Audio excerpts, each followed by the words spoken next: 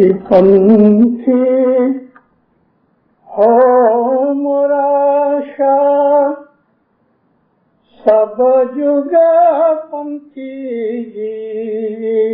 पंथी पंथी हो मोराशा सब जुग पंथी आशा हम भी पंथ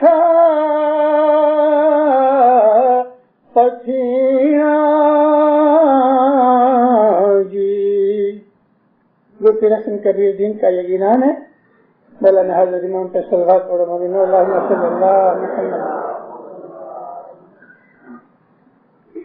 फिर फरमाते हैं कि मैं पंथी हूँ, मेरा भी एक पंथ है। पंथ यानी मजहब। जितने भी दुनिया में इंसान है सबका एक मजहब है।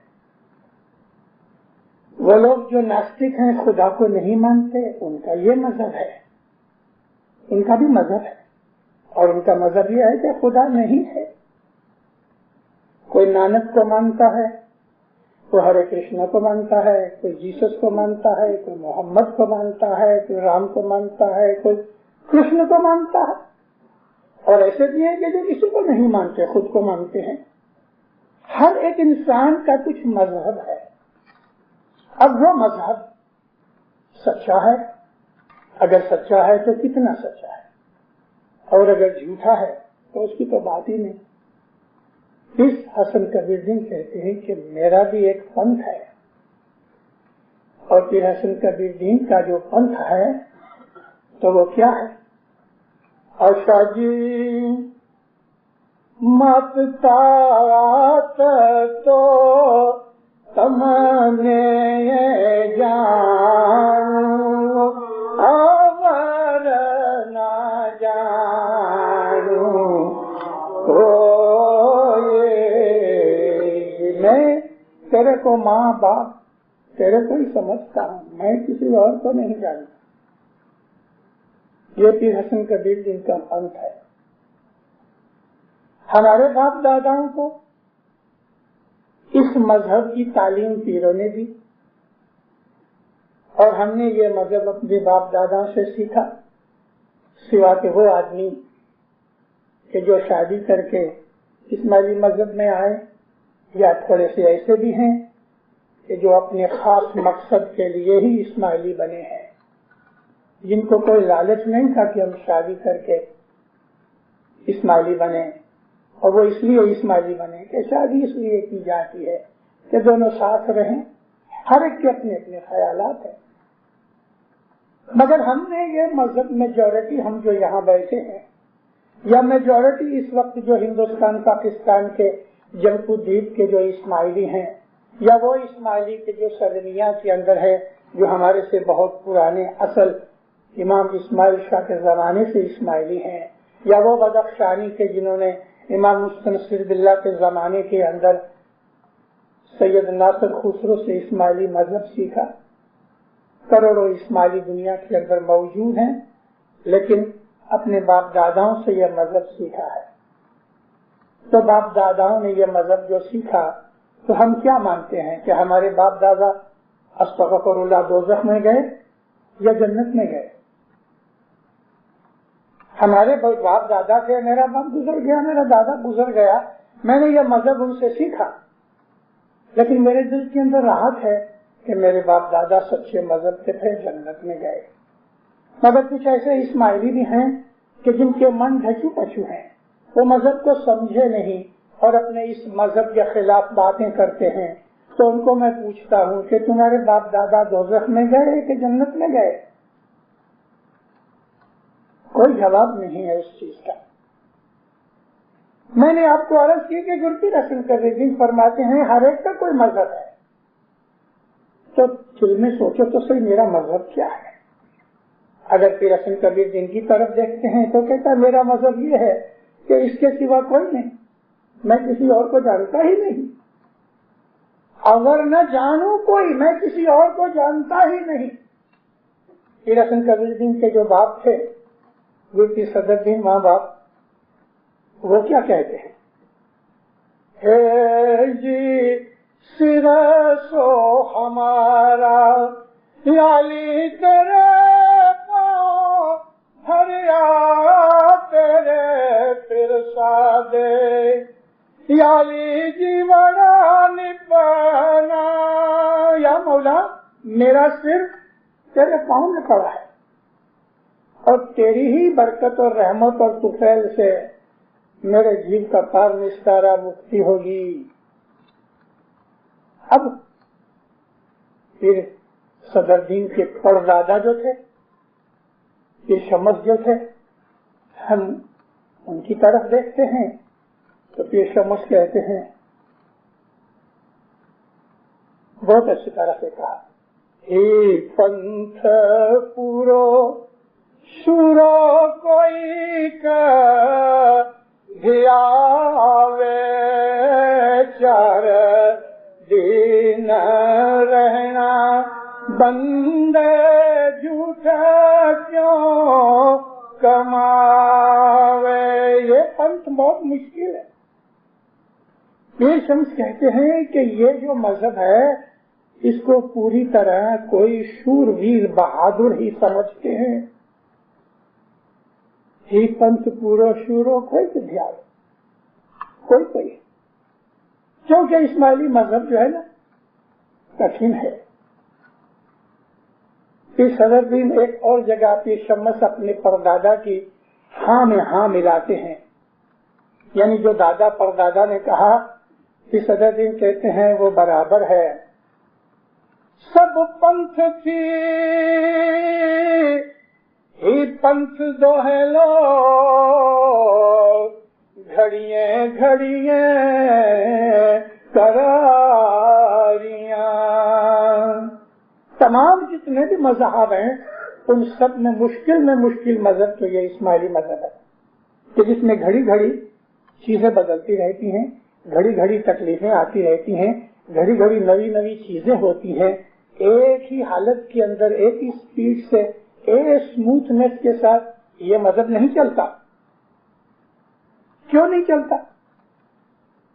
2000 बरस से ये ईसाई लोग अपने धरे के ऊपर चले जाते हैं। 1400 बरस से जो शरीयती मुसलमान हैं उन्होंने वही 1400 बरस की शरीयत को पकड़ रखा है। 4000 बरस से हजरत दाऊद और हजरत मूसा को मानने वाले ये यहूदी ज्यूज हैं, उन्होंने भी वो 1400 बरस नहीं, 2000 बरस नहीं, 4000 बरस की पुरानी चीजें पकड़ के रखी हैं। नानक को मानने वाले 700 बरस हुए ये सिख लोग, इन्होंने पकड़ रखा है। 2500 बरस हुए, 2500 बरस बुद्ध मजहब को, तो बुद्ध को मानने वालों ने भी अपनी प्रणाली का ऐसी पकड़ रखी है। एक इस्माइली है कि जो घड़ी घड़ी कभी इधर होते हैं, कभी उधर होते हैं, कभी ये करते हैं, कभी वो। क्यों? वजह क्या? वजह यह है कि तमाम मज़ाहब जो दुनिया में है, किसी में उनके पास हाजिर जोमे का धनी नहीं। मर चुके हैं उनके धनी, और जो मरे हुए हैं वो अब नवी बात क्या करेंगे? कुछ नहीं, मगर जो जीता होता है वो नवी नवी बातें करता है।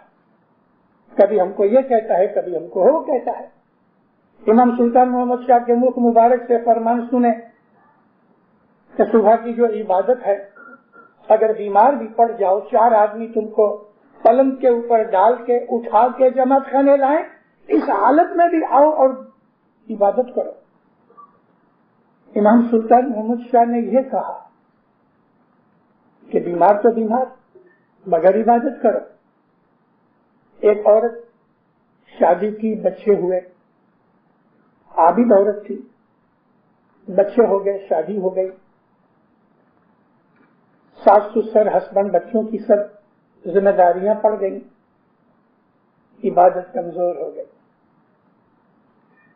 मौला के हुजूर में मेहमानी रखी। इमाम सुल्तान मोहम्मद शाह की बात करता हूँ, हाथ जोड़ के रो पड़े। मौला ने दिलासा दिया। थोड़ा रोने से गम घट गया तो माँ बाप पूछे क्या बात है?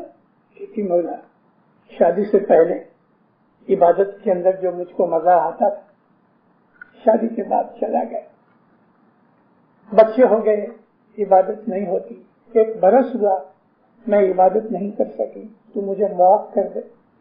مولا فرمایا عبادت تو معاف نہیں ہوتی، تم ہر روز 15-15 منٹ زیادہ کر کے وہ 1 برس کی عبادت پوری کرو، لیکن معاف نہیں ہوتی۔ ہم اب دیکھو یہ حضرت امام یہ جمعے کے اندر بمبے کے درخانے میں بیٹھے تھے، جمعہ خانہ سارا بنگلی بھری ہوئی تھی، 4-4.5 ہزار جوان بچے پہلی وقت بول لینے کے لیے آئے ہیں۔ مولا نے کھڑے ہو کے فرمایا، فرمان کیے بہت سے، اس نے فرمایا دیکھو اگر تمہارے بدن میں پین ہوتا ہو تو تم اس دن عبادت نہیں کرو، اور اگر کوئی ایسی عورت ہے کہ جو پریگننٹ ہے اور آخری دن ہے، دل گھبراتا تنگ ہوتا ہے، بھلے وہ بھی عبادت نہ کرے۔ بدل گیا نا معاملہ۔ وہ کہتا تو عبادت معاف نہیں ہوتی، تم 15-15 منٹ بھی کر کے پچھلا قرضہ پورا کرو، اور اس نے کہہ دیا کوئی ضرورت نہیں، اگر پریگننسی کے آخری وقت ہیں عبادت نہیں ہوتی، نہ صحیح، تمہارے بدن میں درد ہو رہا ہے اس دن بندگی نہ کرو۔ بدل گیا نا معاملہ، کیونکہ جیتا جاگتا ماسٹر بیٹھا ہے، ہر زمانے کے اندر موجود ہے۔ جیسا زمانہ، ایک وہ زمانہ تھا مولانا شاہ حسن علی بادشاہ کا، جب ہندوستان میں آئے مولا 1842 کے اندر، اس وقت سارے ہندوستان کے اندر بہت تھوڑے لوگ تھے، بہت ہی تھوڑے لوگ، شاید ہماری جماعت کے ایوریج 1 یا 2% لوگ تھے کہ جو بیت الخیال کی عبادت کرتے تھے، مگر وہ عبادت رات کو 12 سے لے کے صبح 6 بجے تک 6 گھنٹے کی بیٹھک ہوتی تھی، 6 گھنٹے آنکھ بند کر کے ایک ہی حالت میں موشن لیس کنڈیشن میں عبادت کرنی، 6 گھنٹے۔ آہستہ آہستہ زمانہ پلٹتا رہا، علی شاہ ماں باپ کے زمانے میں 4 گھنٹے ہو گئے، سلطان محمد شاہ کے زمانے میں 4 گھنٹے تھے، پھر 3 ہوئے، 2 ہوئے، 1 ہو گیا۔ اب مولا یہ کہتے ہیں کہ تمہارا دھیان لگے نہ لگے مگر تم بیٹھک کرو، اور سلطان محمد شاہ فرماتے تھے کہ برابر دھیان لگاؤ، اگر تم دھیان نہیں لگاؤ گے تو کچھ نہیں ملے گا۔ ایک دن امام نے ذرا تھوڑا گرمی کا فرمان کیا کہ تم بیت الخیال میں آ کے سو جاتے ہو، اس سے تو بہتر ہے کہ تم گھر پہ بیٹھ رہو، کیونکہ جماعت خانے آ کے سو جانے کی جو بے ادبی اور گناہ چڑھتا ہے اس سے تو بچو گے، نہ عبادت ہوتی ہے بلکہ وہ آ کے سو جاتے ہو۔ حضرت امام کہتے ہیں 10 منٹ 15 منٹ 20 منٹ کچھ بھی، لیکن عبادت کرو، دھیان نہیں لگتا نہ صحیح، پھر بھی تم عبادت کرو۔ زمانہ بدل گیا، یہی ایمان کی خوبی ہے۔ ساری دنیا کے 5 بلین لوگوں میں 2-2.5 کروڑ اسماعیلی ہیں کہ جن کے پاس حضرت امام موجود ہے، کسی کے پاس نہیں، اور کسی کے پاس ہوتا ہے تو دوسری پیڑھی میں ختم ہو جاتا ہے۔ آج سے لگ بھگ 125 سال پہلے، 125 سال نہیں ہوئے، 100 برس بھی نہیں ہوئے، 1890 کے اندر گرداسپور کے ضلع میں قادیان ایک چھوٹا سا گاؤں ہے، اس قادیان کے اندر ایک آدمی جس کو چھوٹی عمر سے عبادت کا شوق تھا، نمازیں پڑھتا تھا، مسجد میں جاتا تھا۔ یاد رکھو جب میں عبادت کہتا ہوں تو ہماری جو بیت الخیال کی بندگی جو عبادت ہے یہ دوسرے کے پاس کہیں بھی نہیں ہے، مگر عبادت کا مطلب یہ ہے خدا کو یاد کرنا۔ نماز پڑھنا بھی عبادت ہے، رام رام کرنا بھی عبادت ہے۔ جو آدمی سچے صدق دل سے خدا کو کسی بھی طریقے سے یاد کرتا ہے، خدا کا نام لیتا ہے، چاہے وہ سنسکرت میں نام لے ایشور کہے تو وہ کافر نہیں ہو گیا، اس کو وہ اللہ کہنے سے یا ایشور کہنے سے یا رام کہنے سے یا اس کو گاڈ کہنے سے کوئی فرق نہیں پڑتا۔ خدا تعالیٰ قرآن شریف میں فرماتا ہے کہ خدا کے ہزاروں نام ہے، اس کو کسی بھی نام سے یاد کرو۔ تو نمازیں وغیرہ پڑھتا تھا، یہ وہ راستہ ہے خدا کو یاد کرنے سے انسان کے دل کے اندر اچھائیاں پیدا ہوتی ہیں، لیکن کبھی کبھی اچھائیاں برداشت کرنا، سہن کرنے کی شکتی گھٹ جاتی ہے۔ ایک آدمی ہے، وہ ایک روٹی کھاتا ہے، بس پیٹ بھر جاتا ہے، اور بعض ایسے ہیں کہ 10 روٹیاں کھاتے ہیں، 2-4 اور مل جائے تو وہ بھی چڑھا جائے۔ سب کا اسٹیمنا جدا، سب کی طاقت جدی، سب کا حوصلہ جدا۔ اسی طرح سے روحانی طاقت بھی جو ہے نا، وہ عبادت کے اندر سب کی شریک ہی نہیں۔ کوئی ایسے لوگ بھی ہیں کہ جو عبادت میں بیٹھتے ہیں تو 6 گھنٹے بیٹھتے ہیں، اور کوئی ایسے بھی ہیں کہ 6 منٹ بھی نہیں بیٹھ سکتے۔ مگر جب انسان کی خود کی برداشت کرنے کی، سہن کرنے کی جب اس کی شکتی ختم ہو جاتی ہے اور اس کے بیانڈ جاتا ہے تو پھر اس کو خرابی پیدا ہوتی ہے۔ کسی چیز کو ہم مغروری کہتے ہیں، بڑائی کہتے ہیں، کچھ بھی سمجھ لو، تو ہر انسان کی ایک لمٹ ہوتی ہے۔ کارا روڑا مشنری تھے، بھگت سلطان محمد شاہ ہمیشہ اس کو بھگت کر کے بلاتے تھے، بھگت کارا روڑا۔ ایک دن فرمایا، بھگت کارا روڑا، یہ خدا آج سے عبادت بند کرو۔ ہمیں ایسا بھی ایک داخلہ بن گیا کہ امام کہتا ہے عبادت کرو، لیکن کسی ایک کو بھی کہہ دیا کہ آج سے تم عبادت بند کرو۔ کیوں؟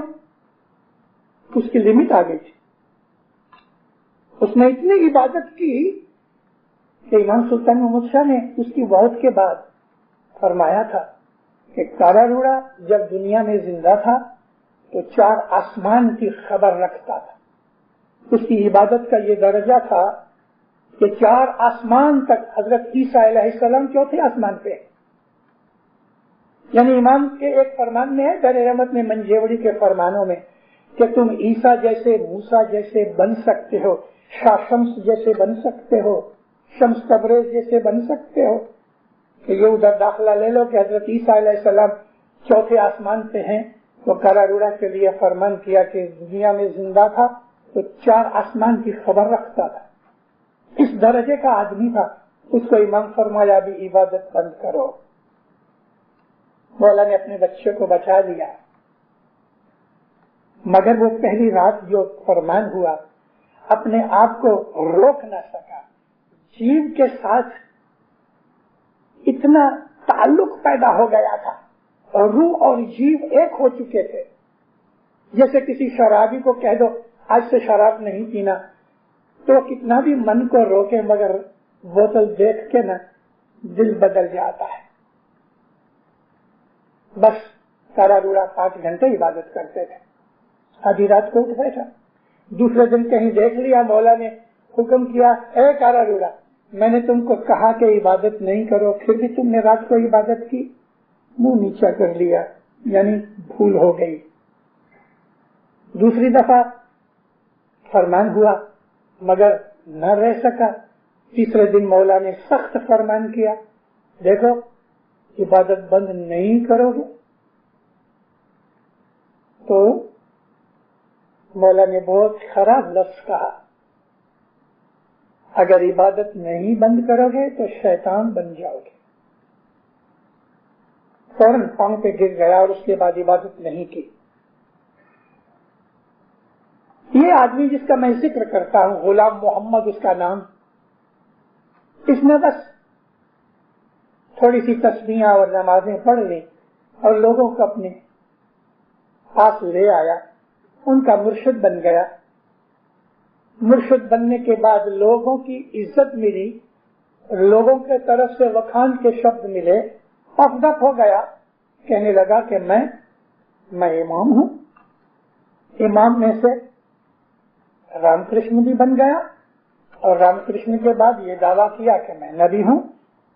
جب وہ نبی تک پہنچا تو مسلمانوں نے اس کو کفر کے فتوے لگائے، بہت بڑی بڑی باتیں ہو گئی۔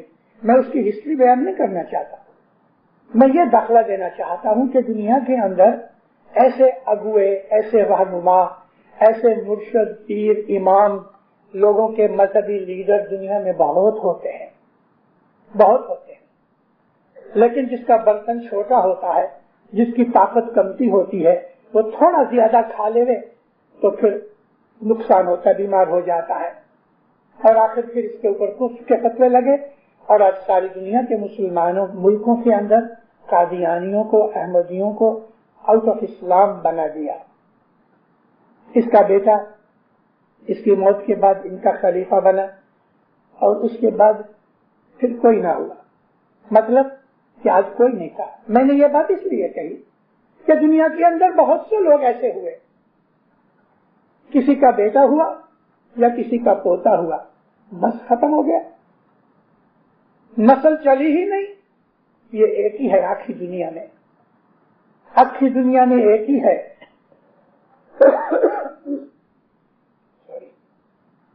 کہ جو آج تک قائم ہے اور کہتا ہے کہ یہ جو مذہب ہے یہ زندگی بھر تک ایک آدمی کے ساتھ مل جائے تو زندگی بھر تک اس کے دل کو خوشیاں دے، اور یہ وہ مذہب ہے کہ جو قیامت تک چلے، اور امامت بھی اٹوٹ ہے، پرپیچول ہے۔ یہ امامت کا سلسلہ قیامت تک چلے گا۔ علی مرتضیٰ سے لے کے 1400 سال ہوئے، ہمارے 49 امام ہوئے علی سے لے کے، ہر امام نے یہ دعویٰ کیا اپنی امامت میں کہ امامت قیامت تک چلے گی، ہر امام نے دعویٰ کیا۔ دنیا کے اندر آج مجھے بتاؤ تو صحیح کہ کسی کی نسل 5، 10، 15 پیڑھی سے تک بھی پہنچی ہوگی تو 49 پیڑھیاں ہوئی، آج تک برابر دعویٰ چلتا رہا۔ کئیوں نے دعوے کیے، کئیوں نے رسول پاک کے بعد آج تک 32 مسلمانوں نے یا امامت کا یا نبوت کا دعویٰ کیا۔ گئے 1400 برس میں 32 ایسے مسلمان علماء عالم فاضل ہوئے کہ جنہوں نے کسی نے امامت کا دعویٰ کیا، کسی نے نبوت کا دعویٰ کیا، جیسا کہ یہ غلام محمد نے بھی نبوت اور امامت کا دعویٰ کیا، رام کرشن کا دعویٰ بھی کیا، لیکن بیٹا ہوا اور اس کے بعد معاملہ ختم۔ اس طرح یہ تمام رہے، کہیں کی چل نہ سکی، مٹ گئے۔ ابراہیم علیہ السلام کو خدا نے فرمایا، اے ابراہیم میں تیرے اوپر ایک امتحان ڈالنا چاہتا ہوں۔ عرض کی کہ مولا، بندہ حاضر، ایک دن عبادت کر کے ٹیک لگا کے سو گئے۔ نبیوں کی جو نیند ہے نا، وہ ہماری طرح کی نیند نہیں ہوتی۔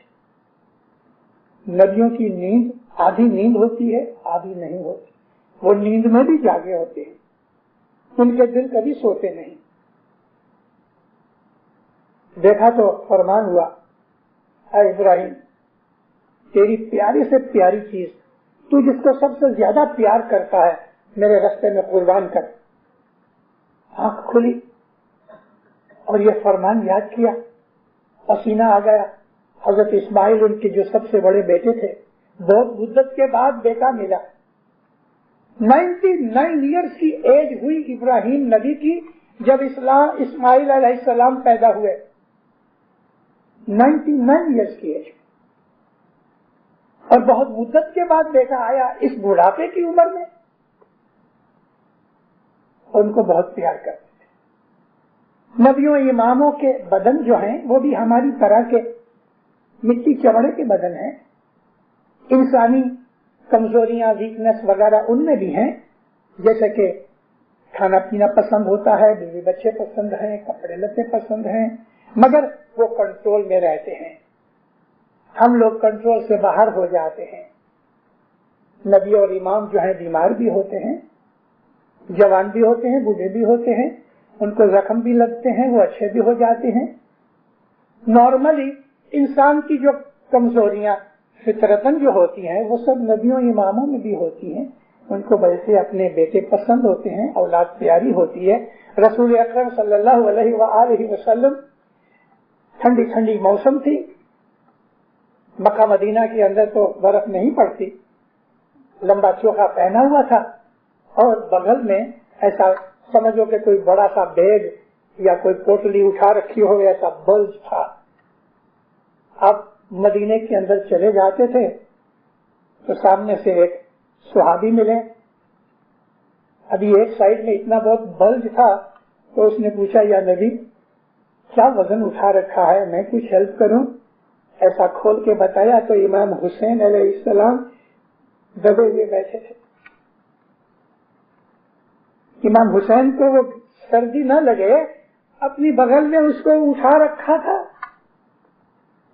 اس کو دیکھ کے کس کیا, پیار کیا. اس کو کہتے ہیں وہ آدمی کون تھا پتہ ہے؟ پہلا خلیفہ حضرت ابو بکر. فرمایا اے ابو بکر میں اس میں سے ہوں, یہ میرے میں سے ہے. انا من الحسین و حسین منی. انہیں اپنے آپ کو یہ فرمایا کہ میں اور وہ ایک ہی ہیں, میں اس میں سے ہوں, وہ میرے میں سے ہے. ایک دن 1.5 برس کی عمر مولانا حسین کو کندھے کے اوپر ایک ٹانگ اس طرف ایک ٹانگ اس طرف, اور اس نے بال پکڑے ہوئے نانا کے چلے جاتے تھے. مدینے سے باہر نکلے, لوگوں نے دیکھا تو یہی حضرت ابو بکر پھر سامنے سے ملے تو دیکھ کے فرمایا واہ واہ بیٹے سواری تو بہت اچھی ہے. سواری کا مطلب جیسے کہ آدمی گھوڑے پہ بیٹھا ہے تو گھوڑے کو سواری کہتے ہیں اور اس کے اوپر بیٹھنے والے کو سوار کہتے ہیں. رسول اللہ صلی اللہ علیہ وآلہ وسلم 1,24,000 نبیوں کے سردار اس کے کندھے پہ جو بیٹھا ہوئے تو وہ کیسا خوش نصیب ہے. کہتا ہے بیٹے سواری تو بہت اچھی ہے. حضور کہتے ہیں سوار بھی تو اچھا ہے, یعنی جو میرے کندھے پہ چڑھا ہے وہ بھی تو ایس مرتبے کا ہے نا, سوار بھی اچھا ہے. تو رسولوں کو بھی اپنی اولاد سے محبت ہوتی ہے, یہ ایک نیچرل چیز ہے. حضرت ابراہیم علیہ السلام سوچ میں پڑے کیا خدا کا یہ خیال ہے کہ میں اسماعیل کو قربان کروں؟ چپ رہے, سوچ میں پڑے رہے. دوسرے دن پھر یہی حکم ہوا اے ابراہیم پیارے سے پیاری چیز ہمارے راستے میں قربان کرو. دوسرے دن بھی منظر دھچو پچو رہا. نبیوں کی جتنی بھی چیزیں ہیں ان کے اندر گناہ اور خامیاں اور کمزوریاں ظاہر نہیں ہوتی, اور اگر ہوتی ہیں تو یہ سمجھو کہ وہ ہمارے لیے لیسن ہے. اللہ تعالیٰ قرآن میں فرماتا ہے کہ ایسا کوئی دکھ نہیں, ایسی کوئی تکلیف نہیں جس میں تمہارا ہاتھ نہیں. تو اگر زکریا علیہ السلام کو کروٹ سے چیر دیا تو کیا حضرت زکریا نے گناہ کیے تھے؟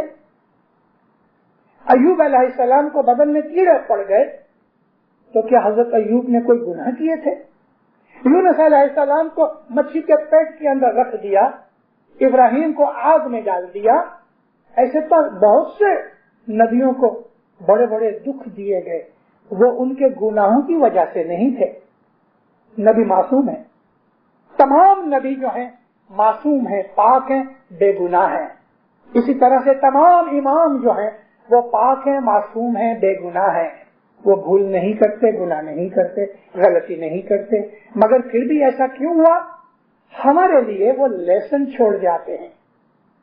انہوں نے زندگی کے اندر دنیا میں آ کے انسانی روپ اختیار کیا ہے, بیوی بچے بنائے, محنت کی, بال بھی پیدا کیا, مالدار بھی بنے, راجا بھی بنے. داؤد علیہ السلام بادشاہ بھی تھے, نبی بھی تھے. سلیمان علیہ السلام بادشاہ بھی تھے, نبی بھی تھے.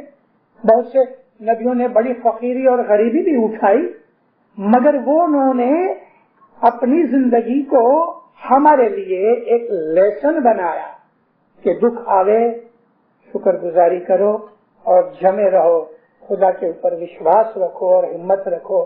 دکھوں کے اندر ہار مت جاؤ, دل چھوٹا مت کرو. نبیوں نے ہمارے لیے لیسنز رکھے. مولانا امام سلطان محمد شاہ صلی اللہ علیہ لوگ بیمار پڑے تو اس کے پاس جاتے تھے اور وہ دعا کہتے تھے تو لوگ اچھے ہو جاتے تھے. لیکن 8 برس تک خود کے پاؤں دکھتے رہے سلطان محمد شاہ کے, خود کے پاؤں دکھتے رہے. ایک بائی تھی, اس کو ایسا ہی کوئی ریومیٹزم کی بیماری تھی. ڈاکٹر نے کہہ دیا تیرے کو ساری زندگی رہنا پڑے گا. मौला ने उसको फरमाया कि तुम लहसुन खाओ, अच्छी हो गई। तो खुद क्यों लहसुन नहीं खाया? खाते भी होंगे, मगर याद रखो मेरी बात को कि नबी इमामों को जो दुख होते हैं वो उनकी कोई भूल की वजह से नहीं, उनके दुखों में भी कोई भेद और राज होता है। और वो राज ये होता है पहला कि वो लोगों के लिए एक लेसन बना के, एक एग्जाम्पल बना के छोड़ जाते हैं। जैसा कि अयूब नबी को साबरा नबी कहते हैं, वो इतने सब्र वाले, इतने पेशेंट और टॉलरेंट थे कि उनको इतना दुख पड़ा कि कोई और होता तो मालूम नहीं क्या करता, लेकिन अयूब अलैहिस्सलाम हमेशा सब्र में रहे। इस तरह से नबी जो होते हैं उनके ऊपर दुख पड़ते हैं। तीसरी दफा जब यह फरमान आया तो अपने बेटे को बुलाया, इस्माइल को कहा, बाज रिवायतों के हिसाब से उनकी उम्र 6-7 बरस की थी, बाज रिवायतों के हिसाब से 9-10 बरस की थी, मगर इतना तो जरूर है कि वो 6 और 10-12 बरस की उम्र के दरमियान थे, समझदार थे। इस्माइल अलैहिस्सलाम को कहा, बेटे मुझे एक बात करनी है। अब्बाजान आप हुक्म करो, मुझे आप अपना ताबेदार मानोगे, ताबेदार यानी ओबीडियंट मानोगे, समझोगे। अल्लाह ने हुक्म किया है कि सबसे प्यारी चीज मैं उसके रास्ते में कुर्बान करूं, और बेटे तेरे से ज्यादा मुझे कोई प्यारा नहीं।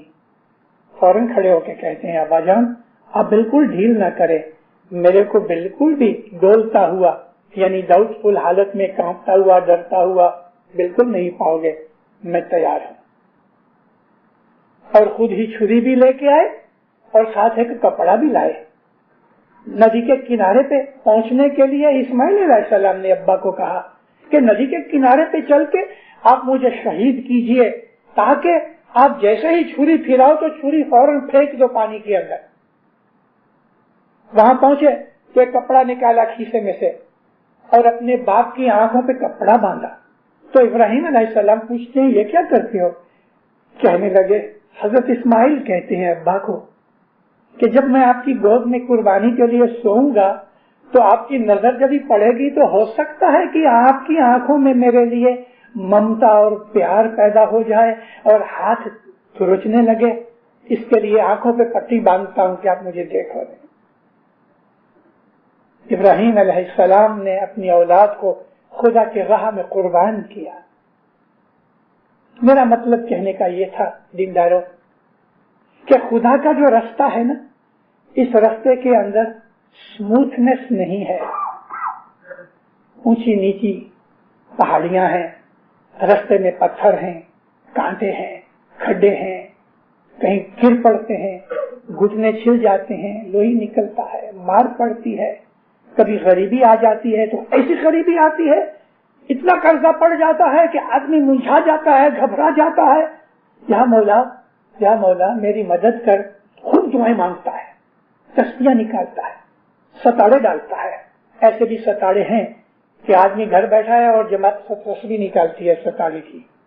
और मैं आज कई वर्षों से कहता आया हूँ, मुखी कामड़िया बेचारे क्या करें, क्योंकि मुखी कामड़िया तो जमात को लाभ देने के लिए बैठे हैं, लेकिन जमात को सोचना चाहिए ये सताड़ा बख्शवाने की जो रीत रस्म आपने निकाली किधर से, कौन से पीर ने कहा और कहा इमाम के फरमान में है ये चीज?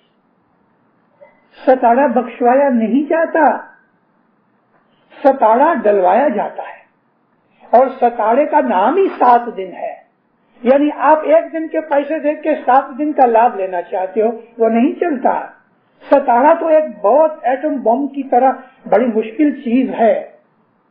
खुदा न करे कोई बहुत बड़ी बला आवे तब आप सताड़ा डालो, वगरना ये क्या है, $5-10 दे के हम सताड़े की तस्वीर सताड़ा बख्शवा लो। 1 दिन का सताड़ा नहीं बख्शवाया जाता, सताड़ा 7 दिन होता है। सताड़ा ये है कि आपके घर का एक बच्चा, 2 दिन का बच्चा है, उसको भी जमात खाने में लेके आओ। सताड़े का मतलब ये है कि आपकी सारी फैमिली जमात खाने में आवे। 7 दिन तक आप दुआ अपने घर में पका के मौला के दरबार में लेके आओ اور وہاں جماعت کے ساتھ شامل ہو کے 7 دن تک عاجزی کرو، اپنے گناہوں کی معافی مانگو، آنکھوں سے آنسو نکالو، مولا میرے اوپر یہ بلا آ گئی، تو رحم کر دے۔ لیکن ذرا آپریشن کرنا ہے تو ستاڑا بخشوا لیا، 105 ڈگری تاپ آ گیا تو ستاڑا بخشوا لیا۔ چھوٹی چھوٹی باتوں کے اوپر یہ ستاڑے یہ برابر نہیں۔ اس کے لیے میں کہتا ہوں کہ ہمارا جو مذہب ہے ہم سمجھے نہیں ابھی تک۔ یاد رکھو دیندارو، آج ایک بھید کی بات آپ کو کہوں، کامن چیز ہے لیکن آپ کا خیال شاید اس طرف نہیں گیا۔ وہ بھید یہ ہے کہ دکھ کو راضی خوشی سے سہن کرو، اس سے آتما مضبوط ہوتی ہے۔ Tolerate, have patience in calamity.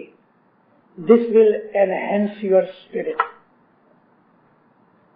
اسماعیلی مذہب کے بھید میں سے یہ ایک بھید ہے کہ دکھ کے اندر واویلا مت کرو، شور مت مچاؤ، دوسروں کے سامنے اپنا دکھ ظاہر بھی مت کرو۔ دکھ اس نے بھیجا ہے، یا ہمارے گناہوں کی وجہ سے بھیجا ہے، اور یا اس نے ہمارے ایمان کو ٹیسٹ کرنا ہے اس لیے بھیجا ہے۔ 2 ہی کارن ہیں دکھ کے، تیسرا کارن ہی نہیں۔ 99.5% جو دکھ آتے ہیں ہمارے گناہوں کی وجہ سے آتے ہیں، اور شاید 0.5% ایسا ہوئے کہ حضرت امام ہمارا ایمان تپاستا ہے، ہمیں ٹیسٹ کرتا ہے، ہماری پریکشا لیتا ہے اس کے لیے۔ باقی تیسرا کوئی کارن نہیں دکھوں کا۔ کوئی آدمی کسی دوسرے کو دکھی نہیں کر سکتا۔ اگر کسی نے آپ کو تھپڑ مار دیا ہے تو مارا اس نے، لیکن مروانے والا کوئی دوسرا ہے۔ اس نے اوپر والے نے اس کو کہا پیٹ اس کو ایک، اب اس کے ہاتھ سے پٹوایا اور یہ پولیس میں گیا اور یہ پکڑا گیا، جیل میں گیا، تو خدا نے اس کو کہا اس کو پیٹ۔ ہاں، اس کے گناہوں کی وجہ سے اس سے مار کھلوائی اور اس کے گناہوں کی وجہ سے مار کے جیل میں بھجوایا۔ یہ خدا کے ارینجمنٹ ہیں۔ خدا اوپر سے آ کے کسی کو پیٹتا نہیں، مگر خدا ایک کنکر سے، انگلش میں تو یہ ہے نا with one stone kill 2 birds، لیکن خدا تو with one stone وہ 1000 birds کو پیٹتا ہے، مارتا ہے۔ اس کے ہاتھ بہت بڑے ہیں، اس کی طاقت بے حساب ہے، اس کی ارینجمنٹ جیسی کوئی دوسری ارینجمنٹ نہیں۔ اس کے لیے جتنے بھی دکھ ہیں، چھوٹا ہوئے بڑا ہوئے، ہمارے گناہ ہیں۔ جب آپ نے یہ حقیقت سمجھ لی کہ جتنے بھی دکھ ہیں، آپ کو یا مجھ کو یاد نہیں رہتا کہ کون سے دکھ کی کیا سزا ہوتی ہے، وہ ہمیں پتہ نہیں لگتا، لیکن یہ تو چوکس ہے کہ دکھ کے پیچھے ہمارا گناہ ہے۔ اس کے لیے سب سے پہلا کام کیا کرنا اگر دکھ آوے تو؟ یا مولا تیرا شکرانہ۔ جب بھی کوئی دکھ آوے تو سب سے پہلے شکر مانگو اور پھر استغفر اللہ کی تسبیحاں نکالو۔ استغفر اللہ، اے اللہ مجھے معاف کر دے۔ عربی زبان کا جو لفظ استغفر ہے نا، یہ استغفار مغفر سے نکلا، مطلب کہ ڈھانپ لینا، چھپا ڈالنا۔ میرے گناہوں کو ڈھانک لے، اپنی رحمت سے میرے گناہوں کو ڈھانک لے، میرے گناہ بخش دے۔ ربی میرے پالنے والے توبو علیہ، میں تیرے پاس پرومس کرتا ہوں واپس یہ گناہ نہیں کروں گا، اور اگر نہیں معلوم تو اس کا مطلب یہ ہے کہ میں آئندہ گناہوں سے بچوں گا۔ جب بھی کوئی تکلیف آوے پہلا کام یہ کرو، شکر کرو اور اپنے گناہوں کی معافی مانگو، مگر دوسروں کو اپنا دکھ کہو مت، سوا کے مدد لینی ہوئے۔ بیماری آ گئی تو ڈاکٹر کے پاس جانے کی میں منع نہیں کرتا، ایسا نہ سمجھنا۔ ابو علی نے کہا تھا واعظ میں کہ اگر بخار آ جاوے تو کسی کو مت کہو، یہ نہیں دیندار۔ مطلب یہ ہے کہ اپنے دکھوں کا رونا لوگوں کے پاس مت رو۔ کئی لوگ ایسے ہوتے ہیں، भला अंकुरों गुनों की ओर से कि खुदा मुझे ही सजा देने। अरे भाई, तूने खुदा को ब्लेम कर दिया, उसको जालिम ठहरा दिया। हमेशा दुख के अंदर शुक्र करो, है मौला मेरे गुनाह है, चाहे वो चीज वो हमारे रूह को टेस्ट करने के लिए भेजता होवे, तो भी हमको ये कहना, या मौला तेरा शुक्राना, मैं गुनाह किया है, मेरी मदद कर और इबादत ज्यादा करो। अपने आप को नम्र बनाओ, हम्बल बनाओ, नम के चलो, जेंटलनेस और काइंडनेस पैदा करो अपने दिल के अंदर। नबियों इमामों की लाइफ के अंदर से हमको ये चीज मिलती है। तो मोमिनो, ये जो इस्माइली मजहब है, इस मजहब के अंदर बहुत बड़ी खूबियां हैं, बहुत बड़े बड़े आराम भी हैं, बड़ी बड़ी खुशियां हैं, बड़ी बड़ी रहमतें हैं, बख्शिशें हैं, बरकतें हैं, मगर सामने दुख भी बहुत। बड़े में बड़ा दुख तो यह है कि हर रोज 365 दिन बेहिसाब, एक भी दिन खाड़ा किए बगैर कितने हैं जो रोज जमात खाने आते हैं, कि सारे एक अखे बरस में एक दिन भी जमात खाना नहीं चूका। कितने ऐसे? मैं बैतुल ख्याल की बात नहीं करता, उसकी तरफ जाता हूं तो कहना ही नहीं पड़ता, आप सब हंस पड़े, समझ गए कि बैतुल ख्याल में कौन रोज उठता है। देखा कि जमात खाना माशाअल्लाह भरा हुआ है। मौला आपको दीन में दुनिया के अंदर मजबूत करे, सुखी करे। लेकिन अगर हम जमात खाने किसी कारण से नहीं भी आ सके, खुदा ने हमारे लिए सहूलतें भी रखी हुई हैं।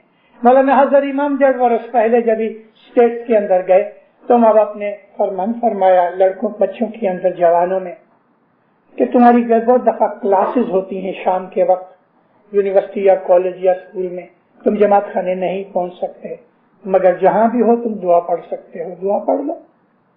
अगर दुआ पढ़ने का भी टाइम नहीं मिला तो कम से कम मौला कहते हैं अपने दिल में मुझे याद कर लो। फॉर इंस्टेंस, क्लास चल रही है, टीचर सिखा रहा है और ऐसे समय में दुआ का टाइम है, तो हम उनके सामने दुआ तो नहीं पढ़ सकते, तो कम से कम दिल में मौला को याद कर ले। मौला फरमाया बाद में जब भी टाइम मिले दुआ पढ़ लो, लेकिन जब भी तुम मुझको अपने दिल में याद करोगे तो किसी को कुछ पता नहीं लगेगा कि तुम दिल में क्या कह रहे हो। हम अपने मौला को याद करते हैं। यही जो है ना इस्माइली मजहब की खूबी में, ये एक और खूबी है कि हम इस्माइली लोग कहीं भी किसी भी हालत में अपनी इबादत कर लेते हैं। चलते चलते, बाइसिकल चलाते चलाते, ड्राइविंग करते करते, एरोप्लेन में बैठे बैठे, कहीं भी दुआ का वक्त आता है, लोगों के सामने कभी नहीं भी पढ़ सकते। हालांकि मौला ने फरमाया कि शर्म करे बगैर अपने खीसे से तस्बीह निकालो और दुआ पढ़ लो, लोगों का ख्याल मत करो। लेकिन मान लो कि कभी ऐसा मौका भी आया कि हम दुआ पढ़ ही नहीं सकते, तो दिल में तो याद कर लेते हैं। ये इबादत है। हमारा मकसद ये है कि मौला के साथ हमारा संबंध कायम रहे। इस्माइली मजहब, जैसा कि पीर हसन कबीर दीन, पीर सदर दीन की समझ के मैंने आपको 3 पीरों के मैंने गिनान सुनाए कि इस्माइली मजहब ये है कि तुम्हारा सिर उस मौला के पांव में होवे। उसका मतलब यह है कि मौला का फरमान मानो। इस्माइली मजहब का सारा बेस, स्ट्रक्चर, पिलर, जो कुछ भी कहो, वो ये है कि हाजिर इमाम का फरमान मानना। ये इस्माइली मजहब है। इसमें सब कुछ आ गया। किसी को हाजिर इमाम ये भी कह सकता है कि मैंने तुमको दुआ बख्श दी, उसका हक है। इमाम जो है ना, वो कुरान है। जिस तरह से नबी करीम के ऊपर 23 बरस तक रिविलेशन हुई, कुरान कट के टुकड़े टुकड़े आया और उसकी बुक बन के आज हम कहते हैं कुरान, यानी कि इसमें खुदा ताला का फरमान है। जिस तरह ये कागज पर लिखा हुआ कुरान है, हजर इमाम जो है वो बोलता हुआ कुरान है। एक दिन ये बात मैं सुना चुका हूं, लेकिन वापस मौका आया और शायद आपको याद आ जाए, किसी ने नहीं सुना तो सुन ले। छोटी उम्र 3 बरस की हसन हुसैन दूसरे बच्चों के साथ बाहर खेल रहे थे। मौलाना हुसैन को भूख लगी। रसूल अकरम के जो मकान थे मस्जिद के साथ, इस वक्त रसूल अकरम के पास एट ए टाइम 9 बीवियां थीं। तो सामने ही बीबी आयशा का जो हुजरा था, हुजरा यानी रूम, बीबी आयशा नानी थी हुसैन की, तो ये सामने ही नजदीक था। तो हजरत हुसैन नानी के घर में घुस गए। देखा तो ऊपर एक छींका था, यानी डोरी के साथ कुछ चीज बांधी हुई थी, और उसके अंदर ऐसा कोई बास्केट वगैरह थी जिसमें कुछ खाने पीने की चीजें रखते थे पुराने जमानों में, चूहों से, बिल्लियों से, कुत्तों से, जानवरों से बचाने के लिए, बच्चों से बचाने के लिए भी। हुजूर को भूख लगी थी, ऊपर देखा तो वो बास्केट लटकती थी। इधर उधर देखा, कोई ऊपर चढ़ने की जगह नहीं थी। 3 साल की उम्र थी, तो बहुत सी चीजें घसीट घसाट के इधर लेके आए ऊपर चढ़ने के लिए। उसमें कुरान शरीफ के लिखे हुए बहुत से पेजेस भी थे, वो भी उठा के लाए और उसके ऊपर चढ़े। ऐसे ही समय के ऊपर आगे आगे बीबी आयशा और उनके पीछे रसूल अकरम दाखिल हुए। तो बीबी आयशा ने देखा कि हुसैन कुरान के ऊपर खड़ा है, तो है करके चिल्लाने लगी। रसूल अकरम फरमाया, है क्या? देखो देखो कुरान के ऊपर खड़ा है। नबी कहते हैं, कुरान अला कुरान। एक बड़ी बारीक, एक बड़ी समझने वाली, डीप अंडरस्टैंडिंग की एक बात करूं। हजरत इमाम हुसैन 1.5 और 2 बरस की उम्र के बीच में थे।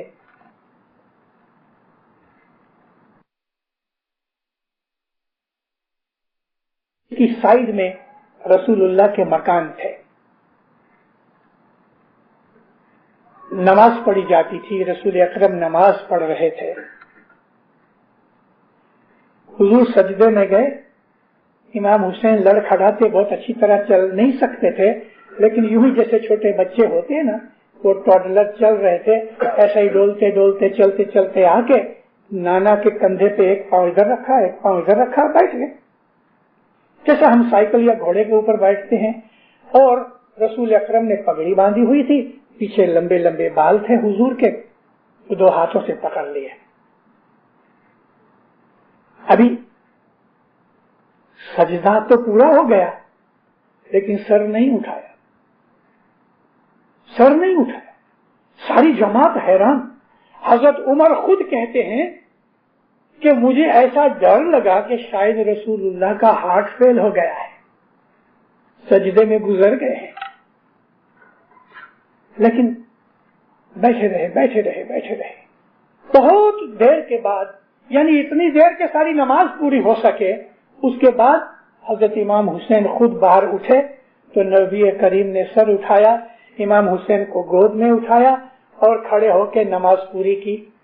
नीचे बैठे तो फिर इमाम हुसैन को नीचे रखते हुए, उठते वक्त फिर इमाम हुसैन को उठा ले गए। नमाज के अंदर ये सब काम किया। जब नमाज पूरी हो गई तो बहुत से लोग बातें करने लगे। हजरत उमर पूछते हैं, या नबी, मुझे ऐसा लगा कि हुजूर शायद सजदे में गुजर गए हैं। फरमाया, आए उमर, जब हुसैन मेरी गर्दन पर बैठा तो जिब्रील ने आके कहा, अरे मोहम्मद, जब तक ये बैठा है सजदा मत उठाना।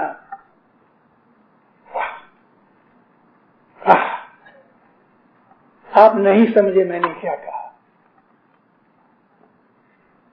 बात तो सुन ली आपने, मगर बारीकी क्या है बोलो? मुझे स्वाद आ रहा है इसका। वो जो पहला सजदा किया था जब इमाम हुसैन बैठे नहीं थे, तो वो सजदा अल्लाह के लिए था।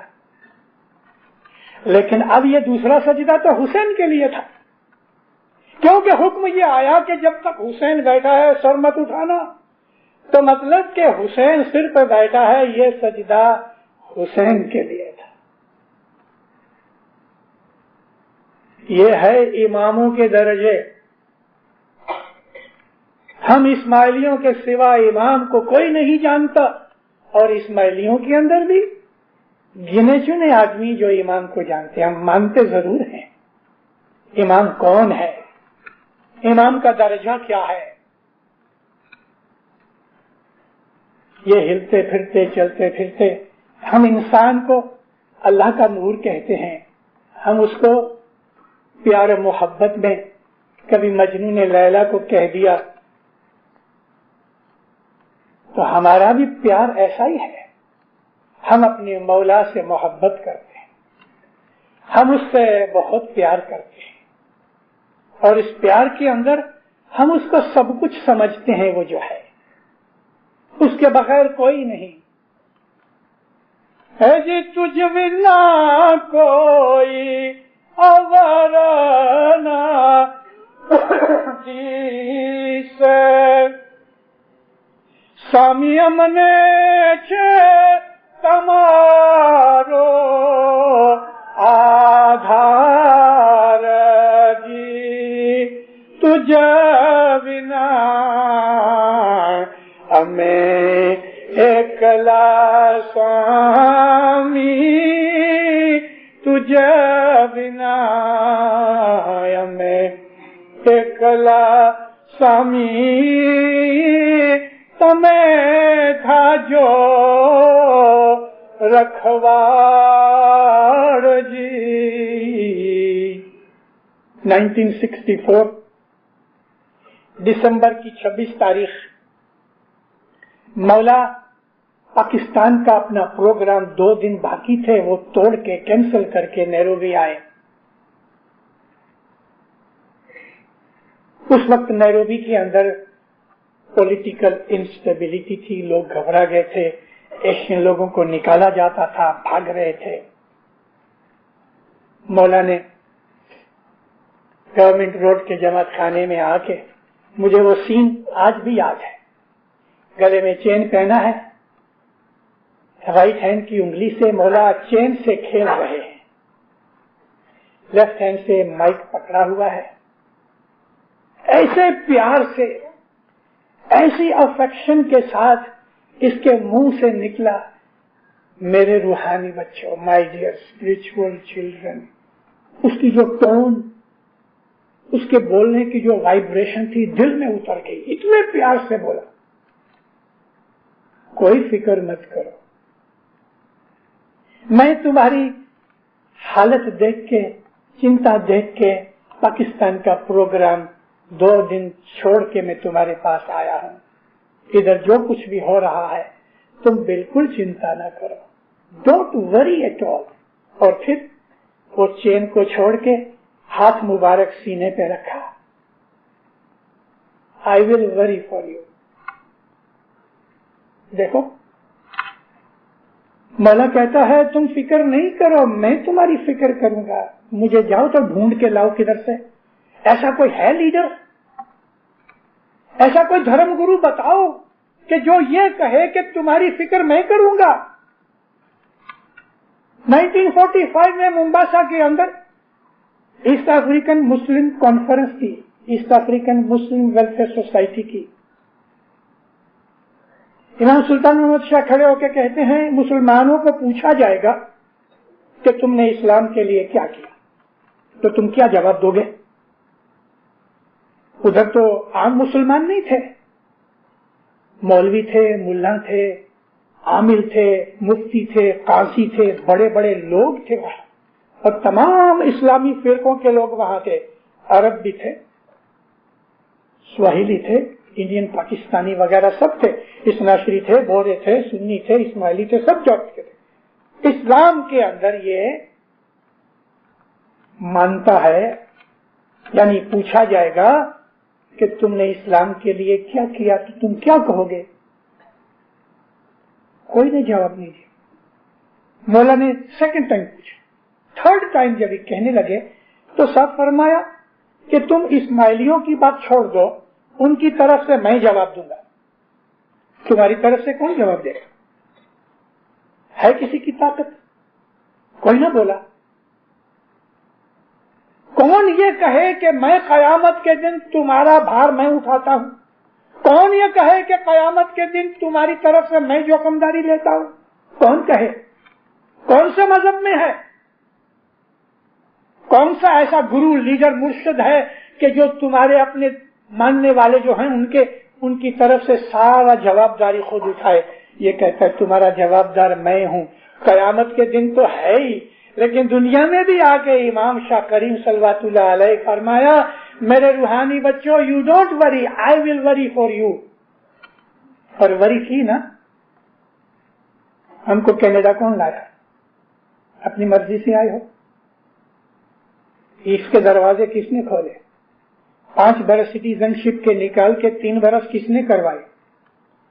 और इधर आके 10 बरस के अंदर ऐसे जम गए हो कि जो 50 बरस वाली दूसरी बहुत सी कौमें हैं आज तक ढचू पचू हैं। इसके पीछे एक बहुत बड़ा राज है। अरे दीनदारों, ये कनाडा की जो जमात है, जमात को मालूम नहीं कि कनाडा में जमात बनाने का कारण क्या। वो कारण तो बहुत आला दर्जे की चीज है। किसी दिन आया दिल में तो मैं बताऊंगा, एक आध जो जगह बोल भी चुका हूं, लेकिन बहुत बड़ा कारण है। मैं वापस उस जगह पे आऊं कि इस्माइली मजहब जो है ना, वो मुश्किल है। गैरों की खोपड़ी में इस्माइली मजहब घुसता नहीं। बहुत से इस्माइलियों की खोपड़ियों में भी अभी नहीं घुसता, लेकिन इस्माइली मजहब है। और मैं अपनी वाजों में 5 साल हुए मैं कहता चला आया हूं कि अल्लाह मेरे, हमारी जमात दिन ब दिन घटती जाएगी, बढ़ेगी नहीं। हमारी जो जमात की जो संख्या है वो दिन ब दिन घटती जाएगी। अगर 22 मिलियन थे तो उसमें से 20 हो जाएंगे, 20 में से 18 होंगे, 16 होंगे। हमारी जमात घटती जाएगी। इसलिए घटती जाएगी कि जो कच्चे कच्चे इस्माइली हैं, जो चाकू गंदे गंदे इस्माइली, स्वाली में चाकू कहते हैं डर्टी को, वो इस्माइली मजहब में से निकलते जाएंगे। उनकी खोपड़ी में इस्माइली मजहब नहीं बैठेगा, उनके दिलों में शक पैदा होंगे। आप मेरी बात को गए 20 बरस से देख लो, और इंशाअल्लाह मुझे भी एक दिन गुजरना नहीं। आप जवान आदमी हो, कभी फ्यूचर में 50 बरस के बाद याद करोगे, हाँ एक अबू अली मिशनरी था, वो हमें कहता था हमारी जमात घटेगी, मोमन थोड़े रहेंगे, थर थर मोमन भाई कोई कोई रहते। भले हो सकता है कि इस्माइली मजहब में ही रहे। वैंकूवर में एक आदमी है इस्माइली, मगर इस्माइली मजहब का दुश्मन है।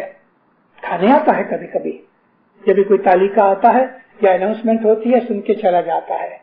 न वो दुआ कराता है, न दुआ पढ़ता है, न सज्जा देता है, कुछ नहीं। ऐसे तो बहुत है, ऐसे बहुत से इस्माइली हैं। लगभग हर जमात खाने के अंदर के दुआ के अंदर बैठे रहते हैं, वो सजदा नहीं करते, सर भी नहीं झुकाते, या तो जानबूझ के कि उनका ईमान खराब है, और या इसलिए कि उनका ध्यान दुआ में नहीं। इस्माइली मजहब जो है ना, ये नबियों का मजहब है। उन लोगों को कि जो दुनिया के कीड़े हैं, उनको ये मजहब काम नहीं आता। ये मजहब उनको काम आता है कि जो दुनिया को छोड़ के इससे प्यार करे, उनको ये चीज नजर आती है। याद रखो दीनदारों, हम जो कुछ भी देखते हैं उसकी 2 वजह हैं। बत्तियां जल रही हैं और हमारी आंखों के अंदर साइट है, इसलिए ये चीज नजर आती है। हमारी आंखें ठीक हैं, लेकिन बत्तियां अगर नहीं तो हमें कुछ नजर नहीं आएगा। और अगर बत्तियां हैं और आंखें खराब हैं तो भी कुछ नजर नहीं आएगा। साइट भी चाहिए, बत्ती भी चाहिए, ईमान भी चाहिए। साइट का मेरा मतलब ईमान है। ईमान भी चाहिए और हजर ईमान की शनाख्त भी चाहिए, तो दिल के अंदर नजर आएगा, तो उसको रोशनी मिलेगी। जो आदमी दस्तबंद नहीं देता, खुदा की कसम, वो सारी जिंदगी नहीं लेकिन 10,000 जिंदगियां भी उसको मिलेंगी, उसके दिल में कभी ईमान नहीं आएगा। अगर ईमान चाहते हो, अपनी दस्तबंद बराबर दो। ये सारी चीजें जो कुछ भी मैंने कही, इमाम की मोहब्बत और फरमान में आ जाते हैं। इमाम से मोहब्बत करो, प्यार करो।